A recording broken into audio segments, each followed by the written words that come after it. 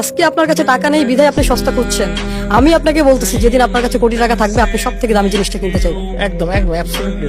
মানুষ সস্তা জিনিস পছন্দ করে না, এটা ভুল কনসেপ্ট। আমরা সস্তা করতে চাই, আপনি কত সস্তা করবেন?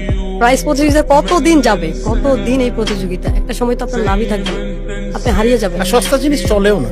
না, এটা চলে না। আজকে আমি যে কথাটা বলতেছি, সস্তা হলে গরিবরা কিনে, দামি হলে ধনীরা কিনে। আপনার টার্গেট অডিয়েন্স। আপনি যদি গরিবদের কাছে বিক্রি করতে চান চিপার করেন, আর ধনীদের কাছে যদি বিক্রি করতে চান এক্সপেন্সিভ করেন। আর মজার বিষয় হচ্ছে আপনি যখন এক্সপেন্সিভ করবেন আপনার প্রফিট রেশিও 100, 200, 300, 400, 500 একজন 1000x হতে পারে। অ্যালেক্স অর্বজির একটা কথা আছে, সে এরকম বলতো যে ক্রিকেটে 1 বলে ছক্কা হয়, বাট বিজনেসে 1 বলে 1000 হতে পারে। এক্সপেন্সিভ হইলে কি আপনি 1000 গুণ করতে পারেন, বাট যখন সস্তা হয় আপনি কত কমাবেন? আপনি কোয়ালিটি কত ডাউন করবেন? মানুষ দিন শেষে খারাপ জিনিস কিনতেই চায় না, পছন্দই করে না, কেনার পরে বাসায় গিয়ে আফসোস করে।